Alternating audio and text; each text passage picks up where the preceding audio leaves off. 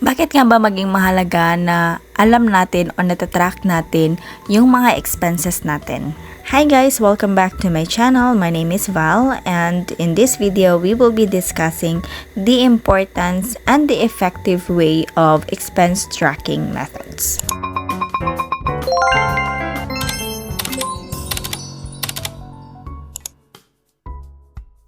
Noon guys, nagtataka talaga ako kung bakit nauubos yung pera ko, kung saan ba papunta yung pera ko. Tapos yung allowance, lagi ko itong nami-mention na yung mga allowance ko na 2K on a bi-weekly na binabudget ko is kulang na kulang talaga. Like, nasa-short talaga ako. That's when the time I figure out na dapat i-track ko kung magkano ba talaga yung na-expense ko on a daily basis. At yun na nga, na-figure out ko na on a daily basis, I'm spending 250 per day. So, minumultiply ko siya on a 7 days times 2 weeks before the next paycheck para magkaroon naman ako ng panibagong allowance. And it was really effective, guys. By the way, before we continue with our video for today, guys, I just wanted to let you know that I'm offering a free budget template for free. Yung template mismo na ginagamit ko, guys, all you have to do is just click the link in the description box below. This is no additional cost. All you have to do is just put in your name, your email address, where I can send out the PDF file. And this is, you can print it out if you want to, and you can also use it for digital type of e-planner. And with that, let's continue with our video. Nagiging inform ako sa mga financial decisions ko. Nakakapag-ipon pa ako. Tapos, I can feel na ma-achieve ko talaga yung mga financial goals ko when I know where my money is going. First step in understanding for having an effective expense tracking is to set your clear financial goals. Let's say for example, meron kang binabayaran na utang or nagsisave ka for a vacation or for an emergency fund. You know already how much you are spending, how much you are able to save in case you have your own list of expenses na, guys, diba? Natatrack mo talaga siya. For example, in my own way, I have a rollover envelope, which means yung 250 or 1,750 na allowance ko on a weekly basis, guys, if may sobra doon ko nilalagay sa aking rollover na envelope. And with the rollover envelope, guys, kung may nalagay akong pera doon, sinesegregate ko siya into my savings plan, into my sinking funds plan. So that's why it's really important to have an effective expense tracking. So it doesn't mean that it worked for me, it will also work for you. I'm trying to say here is that maging epektibo yung magkakaroon ng expense tracking. Step 2 is to create a realistic budget.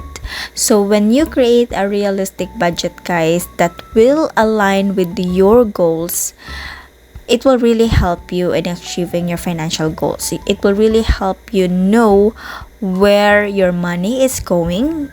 You already know what you are going to expect with. So my tip here is to break down your monthly income and allocate specific amounts to different categories. So if you notice, guys, on my budget plan, makikita ninyo na meron talaga akong segregation of my expenses. I have my debt, so an amounting of what?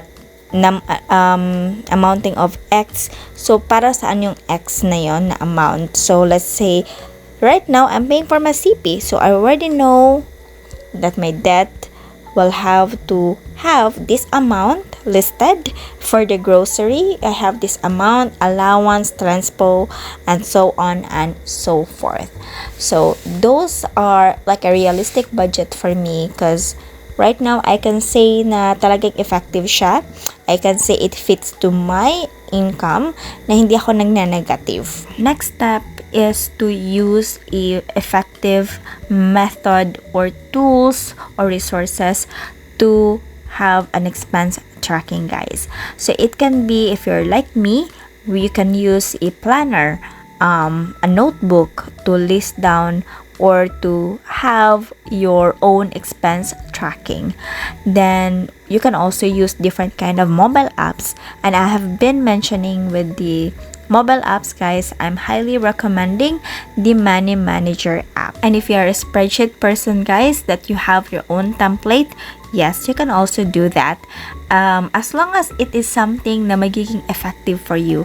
Before, I was using the Money Manager app to track down all my expenses on a day-to-day basis, and that's when I figure out na 250 pala yung dapat i-allocate ko on a day-to-day para masabi ko na I'm not on a negative for my personal allowance. But then, when I figure it out, I moved to this one, like the notebook planner, guys, and which is still effective din naman for me. So play around, try and see which will be the most effective for you para mag-track ng inyong mga expenses. Last tip is to have your own cash tracking. So again, guys, the Money Manager app is very useful kasi it has like a starting balance or starting money, cash on hand that you have, and every time nilalag mo yung mga expenses mo on a day-to-day, kasi everyday naglalag ako before, it helps you to look at your money, see how much is the remaining balance. I think I have created a different video before, which I can link on the description down below para makita niyo yung inner part ng Money Manager app. Then, you can also, if you're not an app person, again, you can use a small notebook. You can use your notepad, your notes on your cell phone, whatever tool that you think will really work for you is highly recommended, guys. I also highly recommend using an envelope system or what we call cash stuffing, guys. This is normally what I have been uploading in my videos. So if you think this is something na hindi para sa'yo, why not try watching my videos, try to work it out, or try to test it out if it's going to work. Kasi for me, before, I didn't think that it's gonna work for me, but then I keep being consistent in using the cash stuffing envelope helps me to be like stay on top of my financial goals. Like, hindi talaga siya something na nung unang hindi ko nagustuhan. So, I have to try it multiple times before I can say that this system works. So if you want, you can purchase the cash stuffing envelope, guys, or budget binder. I will be linking in the description box below kung saan ko siya nabili. So there you have it, guys. Effective expense tracking methods para makontrol ninyo ang inyong finances. Remember, understanding your spending habits is the key to financial success. So if you know that whatever your outgoing money, guys, if you know already your monthly basis expenses, then you can really help to have an effective way to track your expenses. So it's also differ on a personal aspect, guys, whether you choose to have a high-tech app just like any other here, or a simple spreadsheet, which I know that some of us are using, or like a notebook, whatever it is, as long as it's very helpful. Again, guys, finding the method that works for you is what really matters the most. It doesn't mean that I'm using this method you have to follow, but I'm not saying na hindi mo pwedeng i-try. I-try mo lang, baka naman kagana, diba? So as long as you will be able to find the method that is perfect for you.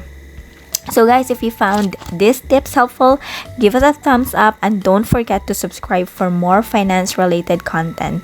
Share this favorite expense tracking method in the comment below and I will gladly to connect with you and read your comments, guys. Let's help each other to achieve our financial freedom.